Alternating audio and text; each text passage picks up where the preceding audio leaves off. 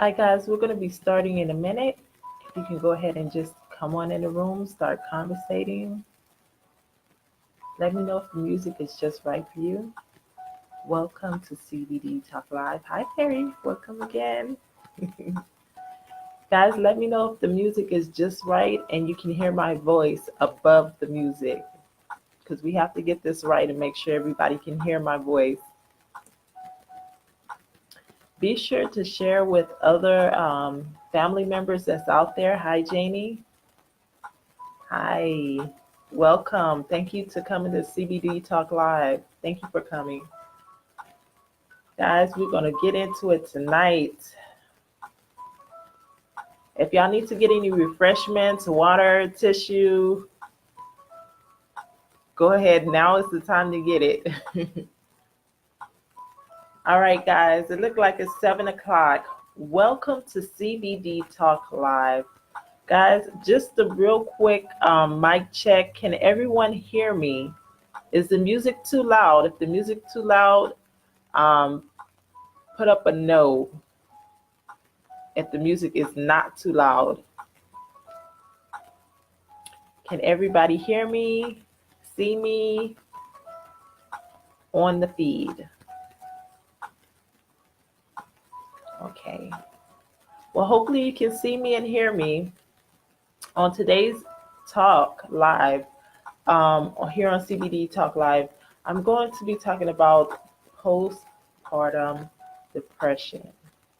And also, I'm going to be talking about postpartum depression in men. Yes, men suffer from this too. So let's find out what postpartum is.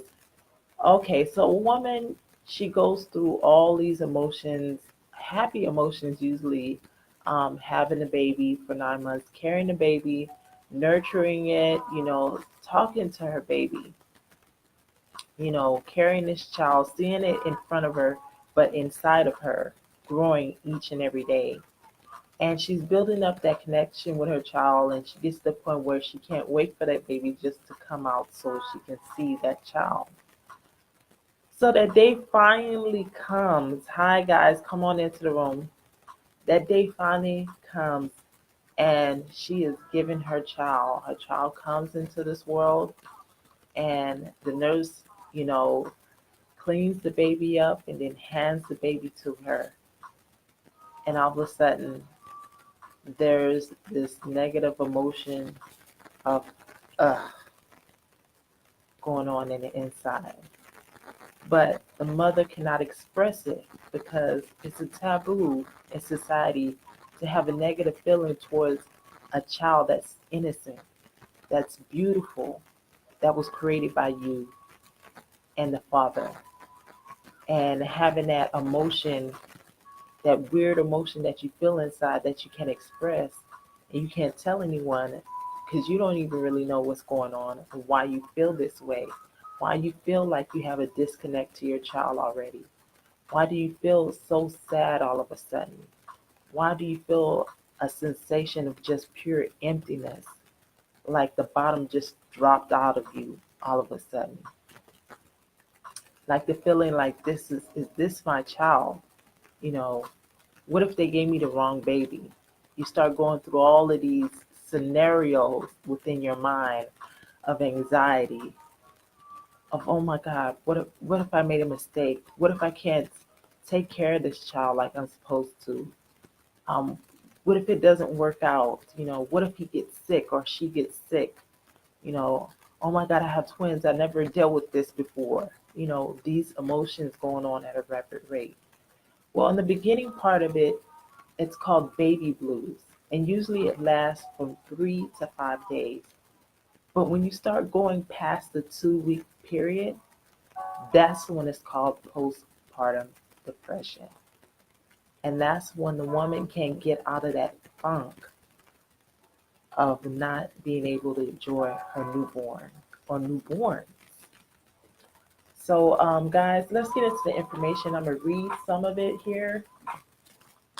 It says that postpartum usually happens after the time of childbirth. Usually the woman begins with the symptoms of baby blues, which is pretty much normal. which is 3 to 5 days, after which a normal period of longer of 2 weeks, serious mental illness can occur within a person, which causes postpartum depression. So anything after 2 weeks, you get that feeling of emptiness that hasn't gone away in this past 2 weeks, and you sink further and further into that feeling of emptiness, you're starting to go into postpartum depression. It says it's a serious mental illness that involves the brain that affects the behavior of a person.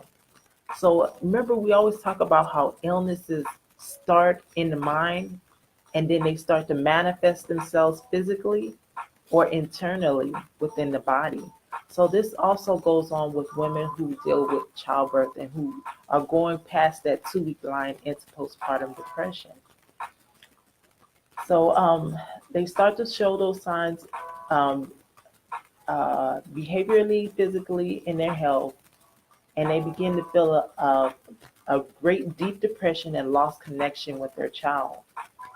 Now, how common is this postpartum depression? Well, one out of every 9 women end up having postpartum depression. Now, that's a small number that can quickly add up to a lot of women that's having these feelings, And like I said before, it's such a taboo to have it because if you go to back in the day, you wasn't allowed to say that, oh, well, I don't want my baby, or, you know, I'm sad that my baby came. You wasn't allowed to have those feelings. It was considered, shame on you. And so having that stigma being passed down, women still have difficulty expressing it to other women so that they can get help and say, hey, I'm having this feeling and I don't know why, what's wrong with me? I should be enjoying my newborn. I should be enjoying my babies. So it goes on to say that you can experience symptoms of restlessness, moodiness. Now, guys, this is intense feeling, a tense moodiness, behavior issues, feeling sad, a deep sadden, almost like a deep, deep depression type sadness, like you want to hit the floor, you don't want to get out of bed. The baby is crying and crying and screaming, and you're just like, shut the baby up, close the door. Can you get this thing out of here? You literally start saying, can you get this thing away from me? Which is sad because, that's a piece of you that looks like you. And you don't want to feel that way, but it's like you're separate from yourself. And you're just looking through a glass mirror at all this that's going on that looks like chaos. But you can't help yourself, let alone help your child. So some people go into a state where if they don't get help, they even have emotions of wanting to hurt their child. And that's really, really sad because that mother really doesn't want to do that. She doesn't want to hurt her child. We don't want to get graphic with it, but you've heard the stories over and over of women who were deemed, evil per se, but people didn't know that they had this going on, this postpartum. So they got accused of being something else when it was a deeper issue a lot of times of postpartum depression that they wasn't able to deal with, that they wasn't being able to reach out. And so now they have this negative stigmatism of not only being accused of being a murderer towards their child, of having that, but also being sunk further into postpartum depression. So it's a big stigma that people will have to really, really do their research, really, really, really start being aware of other women who are pregnant or showing signs of these symptoms and letting them know, hey, are you okay? You seem a little bit sad. How many months are you? Start a conversation with other women and start feeling comfortable with having those conversations so that you can probably reach a person who might be in a precursor of going into postpartum. Okay? So it goes on to say you start feeling hopelessness, you cry a lot. How many of you have ever experienced postpartum depression and you was just crying and crying and crying, or you just felt sad and empty inside? Now, like I said before, these same symptoms, believe it or not, men go through postpartum depression in a different way. But you see it more on the aggressive side of it. So we'll get into that in a little bit. But it goes on to say the thought of hurting your baby, having no interest in your child whatsoever. That means if the grandmother or anybody come by, you willing to give that baby up like that baby is not even yours. You know, and even if you have the baby with you, the baby's left in the crib for hours and hours on end, guys. Hours on end, the baby is left there. And the husband maybe come back and say, have you fed the baby? And you're just so out of it because you don't want to deal with what's going on. You end up talking like you're in a brain fog. Um, uh, I guess, yeah, I guess I did. I'm pretty sure I did. I know I wouldn't have, and you go into that high anxiety state. Oh my God, I know I wouldn't just leave my baby there and not change her or change him. So you go through that cycle and that process of the postpartum. It's a never ending loop that you can't seem to get out of. But guys, there's help. So if anybody's going through this and you're watching this live, I want you to know to stay encouraged. There is hope for you, okay? There's hope. Um, and okay, it goes on to say you don't have a connection with your baby, and you end up thinking that the baby is somebody else's, okay? And that's even more hurtful to know that this baby came out of you. But when you go through this postpartum depression and you have this disconnect with your child, you're like, that baby is not mine. I never had a baby. And you go back to sleep. Or you just walk past the crib like that baby isn't even there. Like that baby is the neighbors or your sisters or somebody else that you might know. But that's not your child. You just look like, okay, let me go get something to eat and I'll go back to my room. With no thoughts. Guys, that's part of postpartum depression. And also you have the feeling of no energy. No energy. So imagine the feeling like you've been running all day long up this hill. You finally get up to the top and you just slide back down. And then you have to run all the way up that hill again. That's the type of exhaustion that a woman with postpartum feels. She feels like, I never can get enough energy, even if she does get sleep, because it's an ongoing process in her mind of dealing with the stress of, this baby ain't mine. Oh my God, I'm not ready for this baby. Oh my God, I don't have enough money for this baby. Oh my God, this relationship might not work with this baby. All these emotions still don't stop even when they're trying to sleep. So by the time they wake up, they're exhausted from all the mental battling going on at night. Okay, it says, and then they begin to lose motivation, not wanting to do the things that they used to do. They have very, very, very, very poor eating habits. So maybe they love to eat before then. Of course, you're going to eat a lot of times when you're pregnant, but some of y'all was foodies, that had postpartum, before you had postpartum depression. You was a foodie. So you love to eat this, you love to eat that. Then when postpartum came after the baby, you're like, I don't want to eat nothing. I don't want to, I'm not going to eat nothing, I'm fine. You get in that mode. Then you have the opposite. It says, or maybe you wasn't that much of an eater. You can eat too much. Then we're talking about bulimia, the excessive eating and eating because you don't want to deal with an issue. And then you end up throwing that stuff up, and then you're eating and eating and eating again. So when it talks about the excessive eating, we're talking about going into bulimia. So guys, this is like a serious issue, especially if you're exhausted and you're not getting the right nutrition, that can further push you in your postpartum depression into a deeper state because you're not having that right nutrition, let alone that sleep, let alone all those other issues that you're dealing with. Then you have to add in if you have other kids, being a wife or being with that significant other, you have to add in all those factors, and dealing with that sometimes can be too much. Okay, it says you have trouble focusing and making decisions. Remember, I told you earlier about brain fog. It's like you're not even there, you're just walking around and you're seeing everything through a glass window. You have memory problems.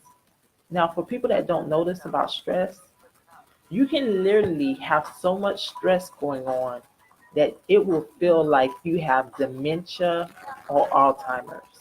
How many of you have been so stressed out that you like the simplest thing that you were supposed to remember? You're like, what in the heck? How could I not remember that? Well, that's what goes on with women who have postpartum depression as well. They end up getting brain fog because all of this that's going on, the signals in their mind, it gets jumbled up. And so there's confusion. So the brain cannot process it correctly. And there you start, and then you begin to have brain fog. Now, add that to you not eating properly or you overeating, the family, the other kids, your newborn, and dealing with yourself and your husband, who probably don't understand what's going on. And men don't have that same emotional process as we do, so they might not have that patience all the time.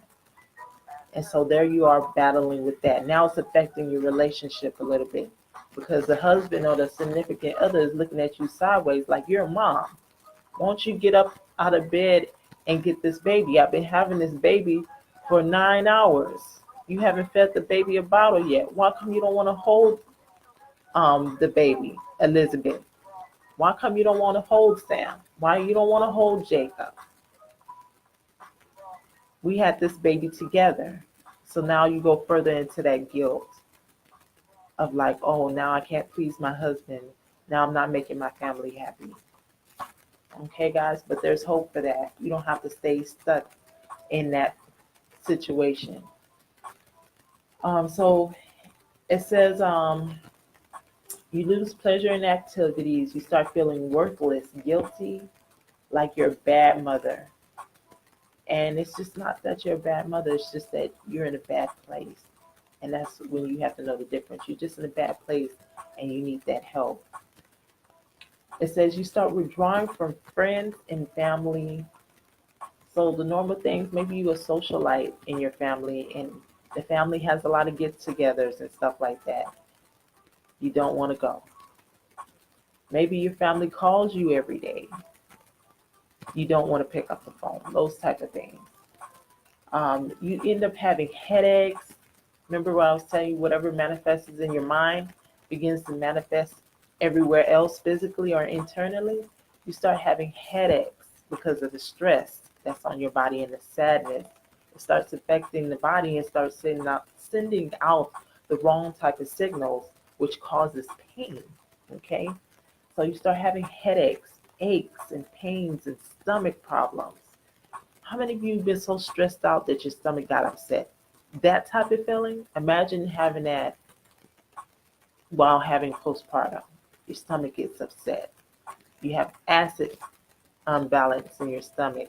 So you feeling nauseated, you feeling like, oh, I can't take this. Getting migraines on top of that. Or just maybe regular major headaches just because of the stress and having that postpartum. So usually what they finding out through research, why is this happening with women? Well, when you're pregnant, your hormone level is at its highest rate. So you have all that flooding of estrogen and progesterone all up there. And then all of a sudden, after the baby is born, it drops like almost immediately. So your body has not had time to adjust to the hormone dropping levels. And they're saying that that's what they think is causing the postpartum to trigger off because your body is not adjusting. We know how we feel when we have other issues that deal with our hormones, how it makes us feel. You know, hormones are part of feelings, us having feelings and emotions. It tags along with that. It can tamper and change things based on the level of hormones that we have. Okay, so when you have that drop off level so quickly and it's not a natural um, decreasing of the hormones in the natural way, in a peaceful way, it can disrupt everything else that's going on with you, which will cause you to feel sad all of a sudden, which will cause you to feel like you have anxiety, all of those issues. So that's what they're saying they believe in is causing those type of problems. So for people that don't know, that didn't get a specified, idea of why this happens, it has to do with the hormone levels dropping so quickly. That's what the research is saying, guys. And this is this information is coming from womenshealth.gov. Okay, guys. So this is where I'm getting this information from. It says other factors um, that can play a part into women getting triggered into having postpartum depression is maybe you had a bad labor or delivery. How many of you have went through a labor process that was so stressful? It was longer than usual. Maybe you had some complications, preeclampsia, those type of issues. And then after that, because of all that emotional stress, worrying and everything like that, and then the drop in the hormones, there you go sliding into the great abyss of postpartum depression. Those are some triggers. Not only that, the lack of sleep. So, when you have a newborn, that baby is not adjusted to a sleep cycle yet. So, you're having to deal with that as well. Having to deal with that and adjust with that sometimes can be stressful. Well, not sometimes, it really can be stressful, period. And it can possibly slide you into postpartum depression. Broken sleep, stress with the new baby, doubt, and you trying to give that image of being a perfectionist. I'm going to be this perfect mom. You know how you have this idea when you have your first pregnancy and you have your first baby?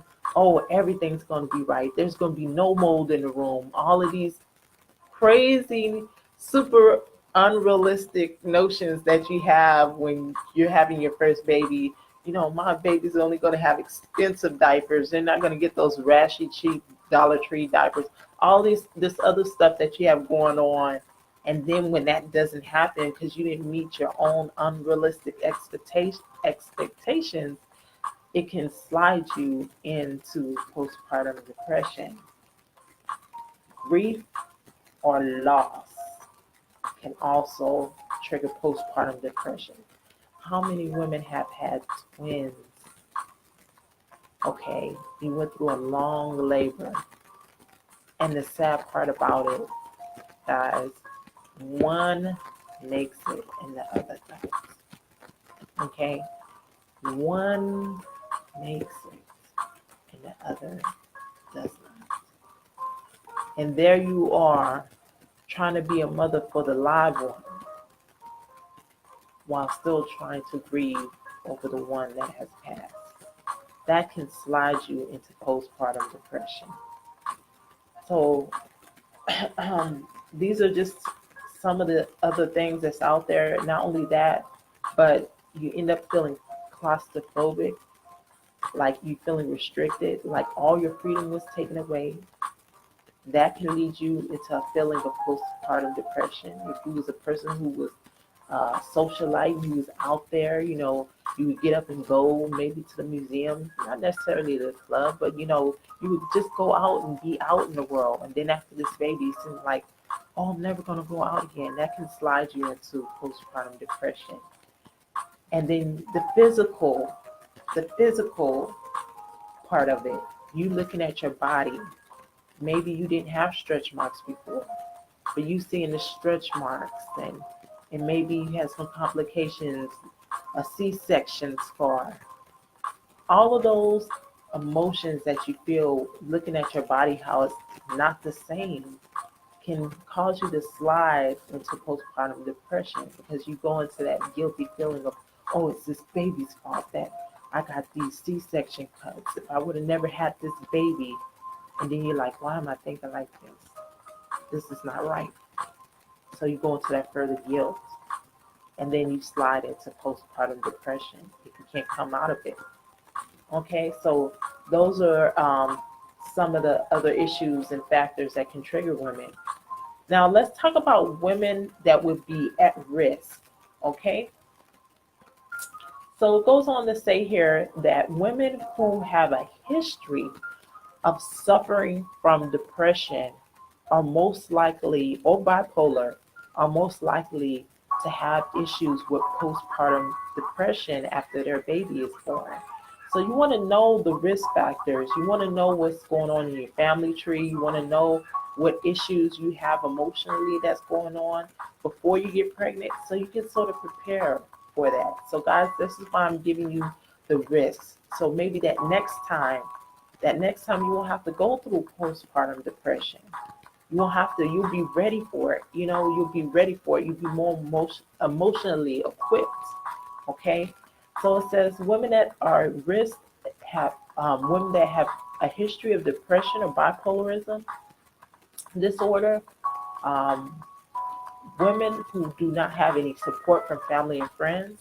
Maybe you got with a guy or got eloped quickly. You know how that happens. Things happen. People get eloped real quick out of the blue. They don't tell their parents, even though they're grown, that type of issue. But you still have that childlike feeling inside of like, oh my God, if my parents ever found out. Then you're pregnant on top of that. So, not having that person to go to, or maybe your family disowned you, or whatever the case may have been, a negative situation, you don't have nobody to reach out to. Maybe you're the only child and your family disowned you. You know, maybe you was adopted. You don't have no real family members out there that that you can reach out to about this. You know, there's so many factors that can slide you and make you be at risk. So it says here, being depressed while you're pregnant. So maybe you wasn't depressed before. Then you got pregnant and you start getting depressed because you're worrying about all the things you have to do to prepare for this baby to come. That can slide you into postpartum depression and put you at risk. Okay. So it says having problems with pregnancy. I mentioned that before. Maybe you having preeclampsia. Maybe you have a very weak womb, a weak wound area where your baby can just slide out. I have an aunt that had that situation, and she went through so much emotional complications with her baby of almost losing my cousin. Me and him is close in age, but she almost would have lost him, if it wasn't for her getting blessed by finding a good top of the line gynecologist, because she had a weak wound, guys, and a weak wound means the baby cannot stay in there on that little bedding of the wall that the baby sleeps on, lay on, whatever the case may be. The baby does not stay in, and the baby ends up sliding out, which causes a miscarriage. So she went through that whole emotional battle, and you hear the side effects and everything after that, what she dealt with. But guys, when you have problem pregnancies, that can slide you into postpartum and put you at risk for postpartum. Okay. And it says relationships and money. I mentioned a little bit of that before, being in a bad relationship. Maybe you're a battered woman and you're pregnant, and then you have the baby. Now you don't have the support of this man and you're by yourself. That can put you at risk for postpartum. Not having enough money. Maybe you have a child unplanned and y'all don't have no money for the baby. Maybe you're by yourself, a single mom, and you're having a baby and you don't have enough. So that can put you at risk for postpartum. Because remember I told you, it always starts in the mind. Wherever your mind leads to, the body will follow. Okay, guys? So if you're younger, maybe you're under 20, it says here, and you're preteen at that. So you're preteen, you're having a preteen pregnancy, you're having this baby early, way before, and you still a child. That can put you at risk for postpartum depression. You're a baby yourself and you're having a child. and you having to go through that. You don't know what to do. You know, you barely trying to figure out yourself. Um, if you end up having problems with your pregnancy and your baby comes out to be a special need baby, that can slide you into being at risk for postpartum because you think that, you know what, it was my fault. What did I do? What did I do wrong? What did I do wrong? Maybe I didn't eat enough. Maybe I didn't sleep enough. Maybe I didn't take all my vitamins like I was supposed to. Maybe. And your mind goes through this rampant on loop cycle of you having guilt that it's your fault that your child end up having autism, or your child ends up having coming out with no legs and no arms, or whatever the case may be with the disability, MR, you know, and you feel like this is your fault, you know, when it's not. It's just that some things happen, you know, with the body. So that could put you at risk for postpartum depression. And it says here also what puts you at risk is if you are a new mother and the nurse is like, okay, we're going to teach you how to breastfeed. And you're like, oh, yeah, I got this. You're so confident at first because you think it's so easy. And the baby's like, I don't want that breast.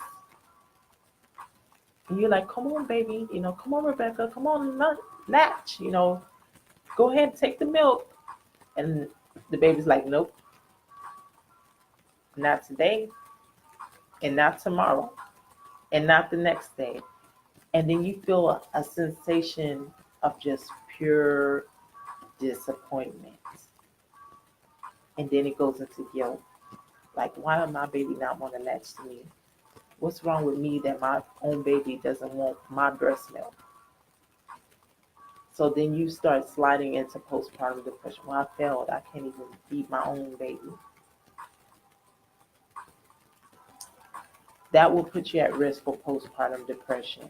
Okay, guys? It says, of course, unplanned and unwanted pregnancy. That happens as well. You know, maybe you got caught in a situation and you end up getting pregnant, or you're married and y'all just was not expecting to have a child. Maybe your tubes was tied, but they weren't clipped and burnt. You know, that happens. And you end up having a baby and y'all don't have no savings prepared for it. All your kids are gone out the house, all just about already, if they're not already gone.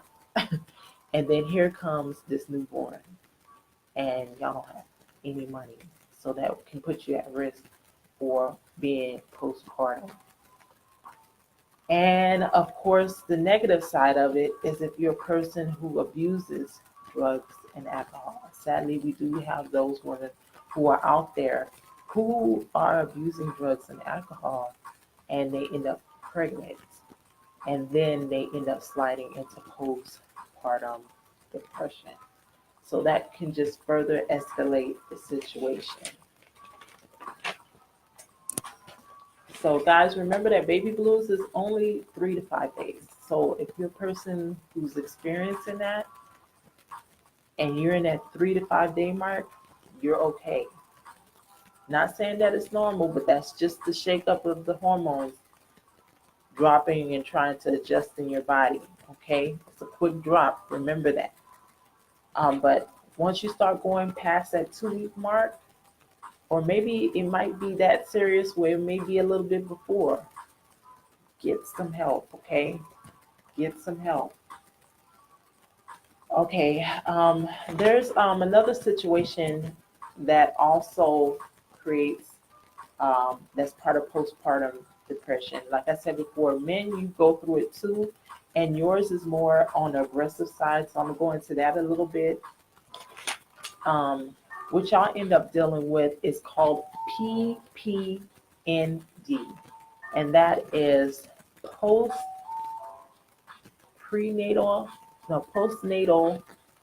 depression. And I don't know why they named it that way instead of just calling it PPD, but I guess they wanted to make it different so they can you know, see that so y'all can know the difference. But guys, that's when y'all go through the emotions that y'all don't want to admit of finding out that your girl is pregnant and it's 8 and 9 months and this baby is about to come and you start sliding into a depression.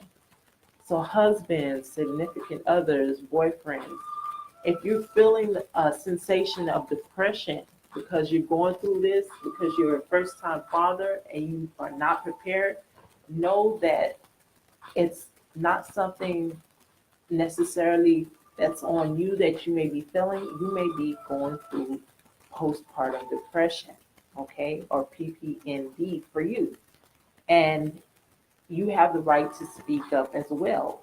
It doesn't make you a wimp, it doesn't make you a weak man to have feelings like, oh, I don't want to hold my baby. You know, it may be something emotional going on. It's not necessarily, yeah, there are those people, men and women, that's out there that don't care about their child. But sometimes it may be something emotional, especially if you're a first time father, maybe even a second time father. It can happen in any period of time of having kids. And you can be there and be a man and be like, I feel so depressed all of a sudden. Maybe you don't feel like you have all the stuff together to take care of your family. That can put you into postpartum depression as a father. You being a first time father, maybe you're young or maybe you're older, it doesn't matter. And you'll have those feelings of, I'm supposed to be the breadwinner. I don't have enough money for my child to come, for my son, for my daughter. What am I gonna do? And then on top of that, I have to take care of my girl. I have to take care of my wife. I have to take care of my significant other. But I don't have the money. I don't have the. I don't feel like I'm man enough to do it. I don't feel that I'm like my father. And you have all those emotions, and you end up sliding into postpartum depression. And a lot of times, it doesn't come out as crying all the time. It comes out more on the masculine side of aggression. And that's when you hear, sadly, stories of men taking the screaming baby because they haven't had enough time to deal with those issues. And they're, sadly, I hate to say it, abusing that child. I'll just put it like that because I don't even want to talk about what actually goes on. But you heard about it on the news about certain guys that end up doing that, and they just check out. They literally check out, and they become hyper aggressive. And sometimes it may be because they're dealing with postpartum depression, but because we only see it mostly and want to only view it in women because we see women as soft natured beings, vulnerable. We see women as the only ones that can be vulnerable to that. We forget about the male sometimes. We have to realize that we're both human beings and that we both go through issues and that childbearing and well, the process of having a child involves two people. And both of those people end up having emotions in one form or another. And when it comes to the men end up going through that same issue too. But like I said, it may come off as more aggressive. Guys, don't feel bad about getting help. If you have to reach out to another man who would understand, another male figure, you know, if they brush you off, then go to a female if you have to. If you have to, and if push comes to shove, always go seek professional help, guys. There's nothing wrong with that. It's better for you to get help, and I'm speaking to the men and women right now. It's better for you as a woman and you as a man to go get help than you going down to a dark path that you cannot get out of. Because it's a shame that so many people end up getting arrested over something that's emotional, an emotional issue that wasn't dealt with, a mental issue that wasn't dealt with, a type of depression that wasn't dealt with. And there they are caught in the system because they was too ashamed to get help. They didn't have nobody to reach out to. They was overlooked. And that's a horrible feeling. It's a horrible feeling because you know you're not that type of person. It's just that at that moment in time, you got caught in that emotion and you couldn't figure out a way to get out of it. And you didn't have that support for somebody to say, hey, something's wrong here with you. Let me pull you to the side. Let's get you some help, but let's deal with this. Okay, so it happens to guys too. Now, I want to talk about another issue that happens with postpartum depression, and that's a psychosis. Now, this psychosis happens. Oh, and let me get the statistics about the guys having postpartum depression. Now, ladies, listen up. You have to listen to this. It says with PPND, over 1,000 dads become depressed. 1,000, okay? And in some cases, it even reaches up to 2,700 dads out there that's dealing with depression, that feel like they got to be macho man and not tell anybody because they can't, because it feels embarrassing to them. They don't have nobody. They don't have a system out here like they do for women for them to get help with these type of issues. You know, they just don't, because in society we see men as, oh, they can handle it, because that's how we've been teaching our boys when they grow up. If you have baby boys and stuff, when they fall on the ground and stuff, you be like, oh, he'll be all right. But if it's your daughter, you're running to break your neck to go get your daughter. So we've been raised in that way. And so when you get older, it's that same stigmatism that, oh, the man's all right. He can suck it up. He can suck it up. And that's not always the case. We sort of have to get out of that and be more open minded as a people in humanity and realize that everybody has feelings. Baby, everybody has to cry sometimes. Everybody gets a little bit angry. Everybody gets a little bit sad. Everybody gets a little bit happy, because we all have those type of emotions.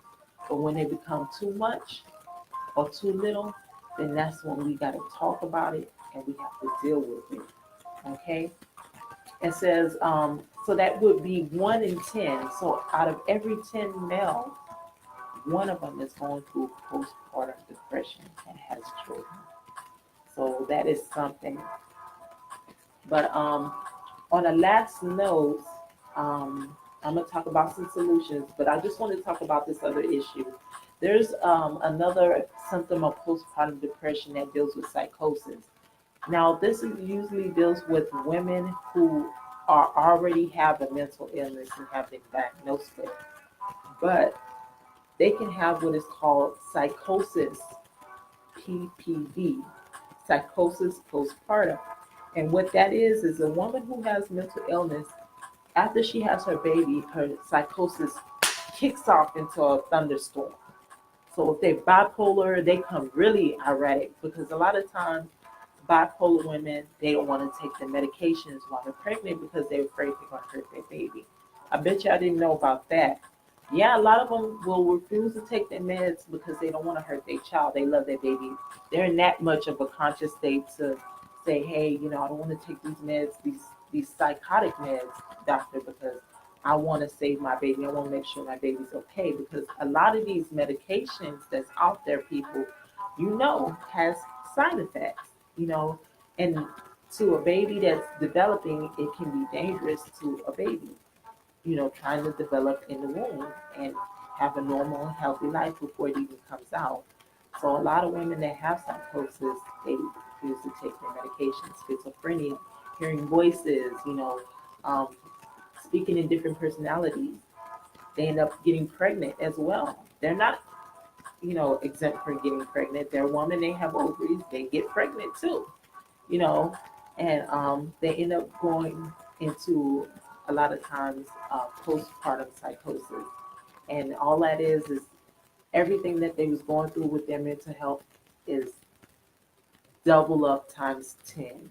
So they're dealing with this schizophrenia at a high rate, at escalating rate after their pregnancy, to the point where they can't even deal with their child. It has to probably go to a guardian because it gets that bad, because you're dealing with a psychosis issue. So, guys, if you know anybody who's dealing with that, definitely, if you're a family member, friend, look out for the child, look out for the mother, have eyes on it. If you know a person is pregnant and they have psychosis, you know that they have this situation going on already, be prepared to step in when needed. Be prepared to step in when needed, or be prepared to be the eyes and ears for that child because that child does not have a voice. Okay? So let's talk about solutions on how we can have an easier life, a better life with postpartum. And guys, we're going to close it out with a phone call or two. Things that you can do is try to, first of all, if it's chronic, it's serious, go get professional help. I can't say that enough. And if I haven't said it through this broadcast, I'm not a professional, medical professional. So I'm not going to advise you on, you know, medical things that you should take prescriptions and all that because I'm not that person. So you won't hear me say that. Neither will you hear anybody on this broadcast say that, oh, well, you need to, take a prescription this and prescription that. I'm not that one, okay? I'm not a medical professional, so I cannot advise you on that. But what I can tell you is that I can tell you go get help. You need to get help and to find that professional that will help you. And if that professional doesn't help you, because I'm going to say this too that people won't admit, I don't care if they have 5 stars. If that professional is not the one and he is not listening and he has all these medical tags in behind you, you get up and you go find someone who will help you. I don't care if they have one tag on their badge of medical professional. If that doctor is truly honest about helping humanity and helping you and helping his patients, guess what? That's the best damn doctor there is out there. Because there's a lot of doctors, and I'm going to say this, and I don't care because it's the truth. Because I know, because I've been through it, just going through with regular physicians. Sometimes they get these degrees and they forget about the people. They forget about the people. They forget about listening to their patients. They care more about just getting in and out with a diagnosis and a check. And they forget about the patients. And they don't get the help that's required because they're not taking the time out to listen to a woman who may be saying that I feel like something else is going on, that I have postpartum depression. Oh, you'll get over it 3 to 5 days. That's normal. And there that woman is, she then slipped into postpartum depression, then slit her wrist, and now what? Thank you, doctor, with all the PhD, BSN tags, MD tags. Thank you. Now this woman is in a worse position because you didn't want to take extra 3 minutes, an extra 5 minutes, an extra 10 minutes to listen to your patients. That's why your office is open, because of the patients that walk through the doors. So if you are listening to this message live, take more time to be aware of what your patients are trying to tell you. Because you never know what can happen when that patient walks out the door because they didn't get the right help, the right instructions. Because they keep crying that they need to see a specialist. It's okay if they need to see a specialist. Be humble. Let them sign that paper off for them to go see that specialist if they need it. Okay? So that's my soapbox on that, guys. I didn't want to get too emotional on that, but that does happen. Let's talk about some other solutions besides going to get help. They talk about going to get help with the nurse, the midwife, the doctor, the pediatrician. We all know about those people. But there are other solutions that you can do as well, and your family can help you do this. Getting enough rest. So sometimes you got to put a pause to the cause on things you have no control over. There's a saying, don't worry about things that you can't control. Worry about the things that you can. And if you need rest, you're going to have to sit down with your family and say, hey, I'm a new mom. I'm a second mom. I'm a third mom. I'm a fourth mom. I'm a fifth. I'm a mom, a new mom with this baby. Dads, you can say the same thing too. I'm a new father with this baby. I got to get adjusted. But it takes you speaking up and saying, I need rest. Family members, y'all gonna have to help me out. I need rest. I don't feel right. I don't feel like myself. I need rest. But it takes you speaking that out, having the courage to speak that out. And if you can't speak it out loud and you know there's somebody that you can speak it to, let them be your voice box. Let them speak for you and back you up. Because it's nothing like two people saying, I have a damn problem. Y'all need to help me out. Okay? Sometimes you have to get a little aggressive with it because people don't be listening sometimes. They be in their own little world. But get that help. That's what I want to express to you. Get that help. Get you a backup. Get you a backup. You know how in high school or in college, there's always that one best friend that will ramble through the bushes for you. You need to find that person that's in your family that's like that, or a friend that's like that, or whoever, a colleague that's like that will fight and be an advocate in your behalf in that situation, especially with postpartum depression. On the men's side and the women's side, y'all both go through it. Okay. Um, let's see. Let me run through this real quickly. It says, pace yourself. Being a new mom and a new dad, you need to pace yourself. Rome wasn't built in a day. Neither is this baby gonna grow up to be an adult in a day over. So pace yourself. Pace yourself. Take your time. The baby crying, y'all take turns, switch off. If you have an older child that's about 18, almost grown, hey, come over here, test out your brother and sister, see how much they weigh, hold them for a bit. Take that time, use your resources that you have around you, pace yourself out. Get out. Now, what I mean by get out, I don't mean like get out and run away. I mean, take that time at least once out of the week to go outside those doors. Yes, being a new mom can be hectic. Being a new father can be hectic. You need some time to yourself. You have that right. You have that right to take that day, plan it, let your spouse or significant other know, hey, I need a day to myself. I'm going to go to movies. I'm going to go to the park. Wherever you go that you feel at peace, at rest, as long as it's not destructive. Okay? I'm going to put that out there as a disclaimer. Because some of y'all try to be deviant. Y'all know what I mean. But take that time. You have that right to have some time to yourself, even if you are married. Yes, I said it. Even if you are married. Nobody wants anybody else up in their face all the time. Okay? You need that space. And especially you being a new parent, you're going to have that time to bond with you and your child and your wife or your significant other. But you definitely going to need that space. Okay.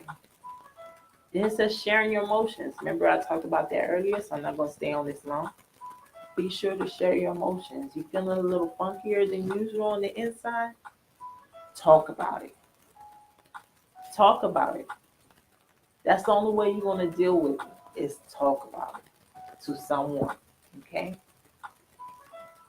Also, get connected if you're a mother, first time mother, get connected with other moms who had those experiences so they can teach you, and guide you through the ropes. Other experienced mothers, ones that have a positive nature, ones that seem like they stable, get with those like-minded mothers and they can help guide you through the process. And that way you have a support system. Guys, get with other fathers who are new fathers. Oh yeah, there's family packs of guys out there that be talking about, man, yeah, I just turned father. Those type of daddies, y'all need to connect with one another. Start talking. I mean, you just had your baby. Yeah, man, I'm going through it a little bit. That's how the conversation starts, But you got to talk about it. It's not going to take the hair off your chest. Talk about it. Okay? So after you do all of that, it says you can even join a support group. Now, whatever support group you decide you want to do, that's the choice that you decide to. Always do your research on that support group and make sure it's for you. So those are some of the solutions, but we also have other solutions such as supplements. So if you are looking for some herbal supplements, whatever the case may be, to help you with your health, you can check on the side in the description and check that link out. But guys, was this informative tonight for you? Did you receive a lot of information? Let me know if this was powerful information for you tonight. All right, guys. Well, I'm going to go ahead and let one phone call through, one or two phone calls through. Thank you, guys. I almost thought y'all were gone and just left me hanging. Anybody want to call through? I'll take 2 or 3 phone calls. If you have experienced postpartum depression, or if you're a guy and you experience it and you just want to say, hey, tell the other fathers out there, hey, I know what she's talking about. I've been through it. You can call 210 area code 364-4708. That's 210 area code 364. It's up there in the description box, guys. 4708. I'll take about 3 phone calls and we're going to close it out for tonight. But know that you are not alone. Know that there's always someone out there who's willing to help you with these issues.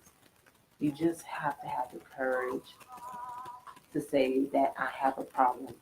That's the first step, is admitting that you can't do it by yourself.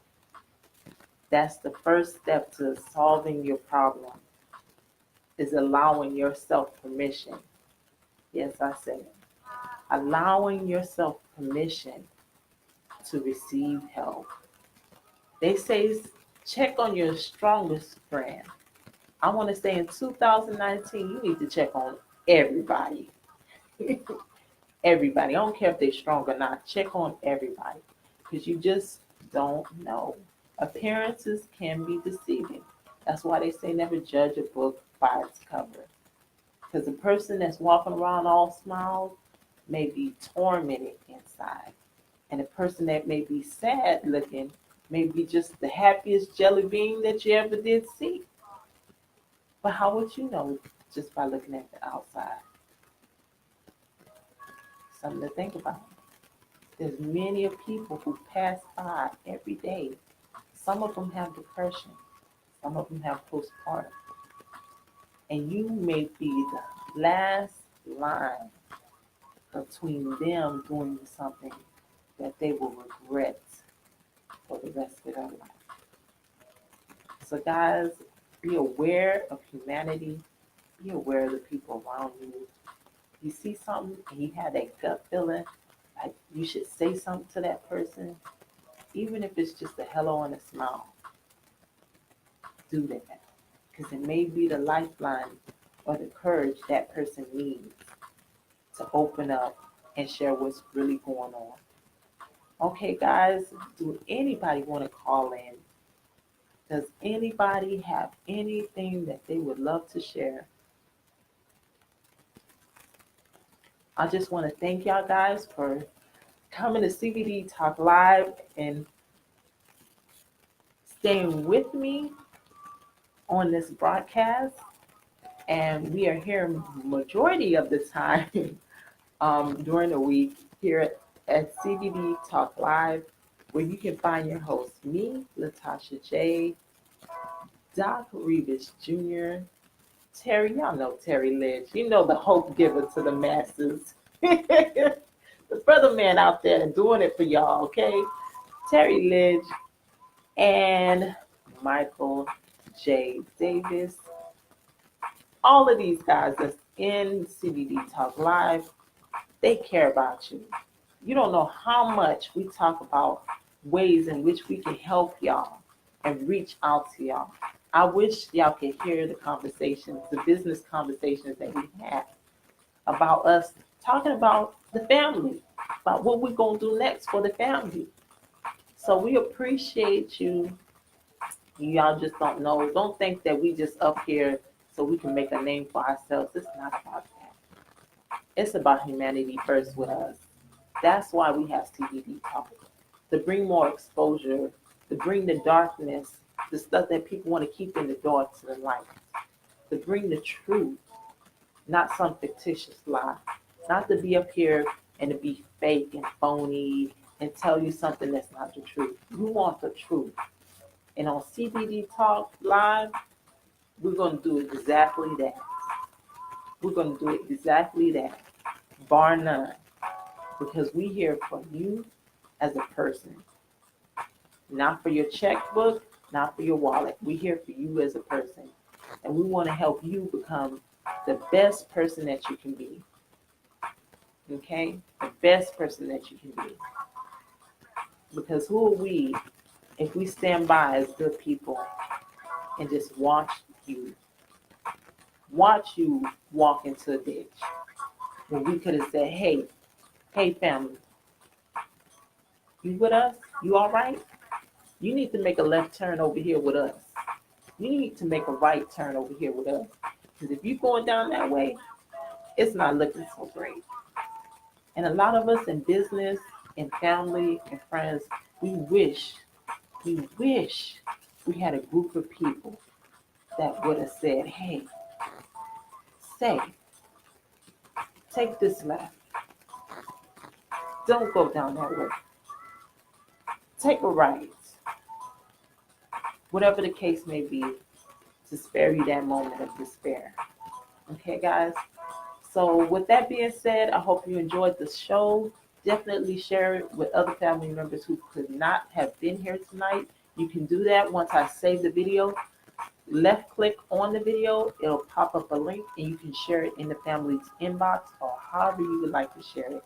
Thank you guys. This is the end of the show. You can relax and say, I don't want to hear that girl no more. All right, guys. I love y'all. Thank y'all so much for being so patient. And come see Doc Terry and Michael J. Davis on the next show, guys. Stay tuned. Take care.